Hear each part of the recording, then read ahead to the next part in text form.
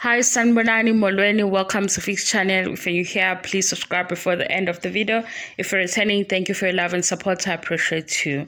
So, kunombuzo ohlezi ubuzwa abantu ngeshow engicabanga ukuthi abantu bayithanda kakhulu or baningi abayilandelayo uThando Nesithembu. Are they acting? Is it scripted?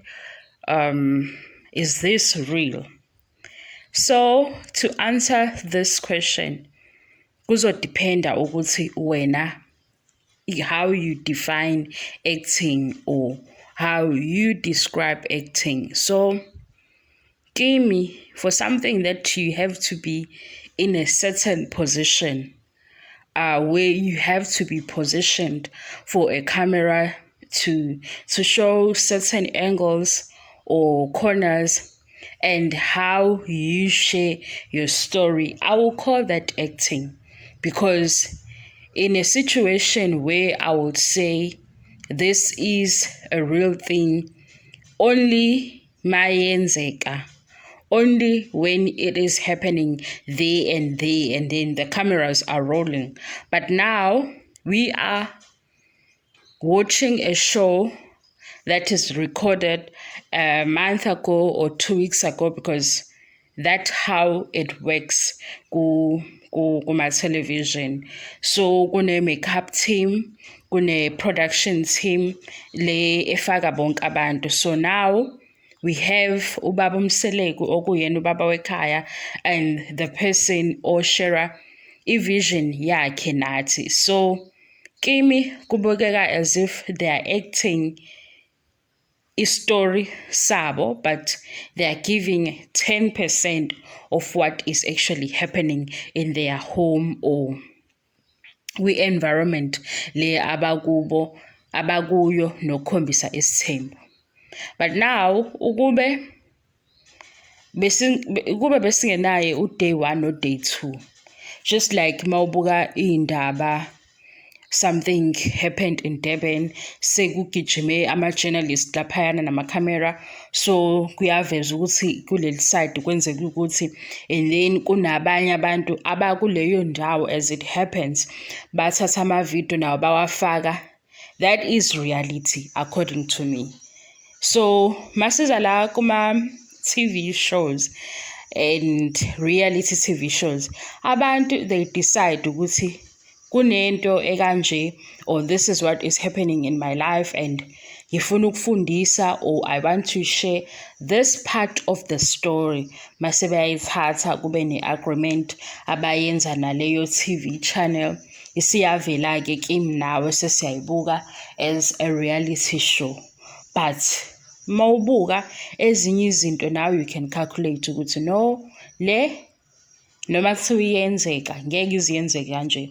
So that is how I relate to uThando Nesithembu, or indlela engibuka ngayo. I understand ukuthi bakwisithembu, and I understand ukuthi abantu abakwisithembu abazuzwana 100%, kodwa ngeke futhi behlale bekwebhana. So mangibona iphathi where becasukile khona kukhona omude, ngiyazi ukuthi vele i-environment yasekhaya ibuye ibe njalo. Khona umuntu ozothola ukuthi nje nakini niyazi ukuthi idimoni lakini leli angeke nenze lutho ngayo, uzoba moody, ashintshe, abuye ahleke, abe hot, abe cold.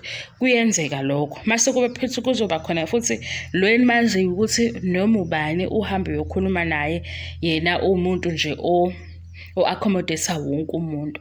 But ukubuka uThando Nesithembu, angibukeki ukuthi sengizophuma nokuthi ngiyamzonda ubaba Mseleku, noma ngiyamzonda uMayeni noma uMangwabe because ukhombisa ukuthi ukuhlaza unjani. Zikhona izinto engizifunda nami ngizibuka ngithi cha, lokhu-ke nje hhayi ku-off.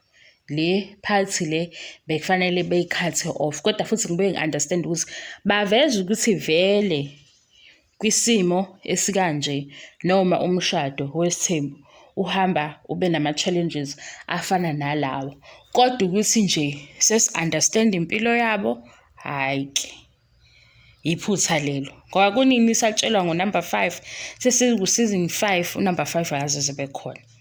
Ziningi lezo zinto ezukuyibona beyikhuluma bekuphikisana ngazo. No-number 5 lo ovunywa uMacele noMakhumalo. uMakhumalo washo ukuthi yena uprefer ukuthi ubaba Mseleko athole abantwana ngaphandle ukunokuthi elethe unumber 5 because low number 5 low akazukamukeleke, akazuthandeka noma akazukuba naso space kahle kahle akafuneki. Mase siqhubeka nama episode uMakhumalo use support idea ya number 5 because for now I would say idea ukuthi akuze number 5 because akakaze ezavele nama girlfriends siyezwa nje ukuthi unama girlfriends mase sithi yo ukhona ubaba ongatshela amakhosikazi akhe awathandayo ewahlonipha ethi unama girlfriends. Manje sibuye sibuze ukuthi okay kumele kube nedrama. Iyangena-ke leyo part leyo ukuthi kube nedrama or ithi pheli episode sibe shocked because kuyenzeka ukuthi hayibo wasekhuluma kabi ngabo, why wathatha iside lamacele ngaso sonke isikhathi, why leyo nto leyo enye bayayenza purposely because ukubuka kwethu kuhamba nama-comments, lama-comments ahamba ney'namba, lezi y'namba ziyasebenza because if ishow yenza kahle la ababizayo abantu abawosaziwayo bazobafonela bese sicela ukukhuluma nobaba Mseleko, sicela ukukhuluma noMakhumalo, sicela ukwenza i-interview noMangwabe, sicela ukubuza uMangwabe uthi lokho kwenziwe ubani, kwenziwe yithi ngoba sibanga umsindo ku-social media. So those things counts. Kube khona kumuntu othi phumani ey'ndabeni zabantu or phumani empilweni yabo. The minute befinalize ukuthi they will go and do i-TV show uthando nesithembu le evela ku-TV, bayifinalize into yokuthi there are people abazoba judgmental, there are people abazoqamba amanga, there are people abazokwenza izitori ezahlukahlukene ngabo, just like every time ungena kuma-pages lawa enza iy'ndaba zomgosi. From 2018 manje siku-2022 kunabantu abalokhu bethi uMangwabe uphekhile, uMayeni uphekhile, kwasha kwacima kanjani. Le nto bayisuselaphi? Bayisusela kwidrama abayibone kwi-TV show. Noma-ke bengasho phela ukuthi abanye bazowasuka or bazobathathela iy'nyathelo ezithile, but lama-ideas aphuma kulokhu abasuke bekwenza ku-TV okushiya abantu benomsindo, okushiya abanye bedecide ukuthi no, impilo ekanje angiyithandi or impilo ekanje ibukeka imnandi. So if usanalo mbuzo ukuthi baya-actor i-reality, mina ngizothi basinikeza 10% wokuthi baphila kanjani and basinikeza 10% wokuthi isithembu sinjani because angeke sithathe isithembu lesi kababa Mseleko or sithi indlela abaphila ngayo kwaMseleko seyi-representa bonke abantu abakwisithembu. Kuhlukahlukene, kunemigudu elandelayo, nemithetho ney'ndawo akufani, but abantu baya-enjoya ishow. Yingakho beyibuka, nami ingakho ngikhuluma ngayo, ngikhuluma nawe because ngiyazi ukuthi uyayibuka and abantu abazobuka le video abantu vele abalandela ishow. Then enye into-ke kube naleyo yokuthi you have your favorite. Nami ngineyami nomunye uneyayo. Asikho-ke isidingo sokuthi sesizoxabana manje sibange usisi or umama or ubaba Mseleko ngezinto vele abafuna ukuthi abantu bezibone, because ukuthi bavela ku-TV isona sizathu esenza ukuthi abantu bakhulume ngabo. Ngaphandle kwalokho ukube beziphilela impilo yabo yonke into i-private, singazi nokuthi kukhona ubaba Mseleko namakhosikazi akhe amahla u4 bese ngeke size sikwazi ukuthi sikhulume ngabo. Isizathu senza ukuthi sikhulume, senze lama-video wabonayo emaningi. Engikugxekayo kuphela abantu laba abakhuluma ngokuhlambalaza. Mina ngiyazi ukuthi ngizozisho vele izinto ezibheke eceleni, ngizozisho izinto ezinegative, kodwa ngiyazi ukuthi uma ngingabuzwa ngalezo zinto angikhulumeli ukuthi ngiyahlambalaza, Ngikhulumela ukuthi lokhu ngikubonile, ngaxwaya, lokhu ngikubonile kwangithusa and anginawo umqondo wokuthi sengazonda umuntu engimbone ngoba ngimbone kwi-screen.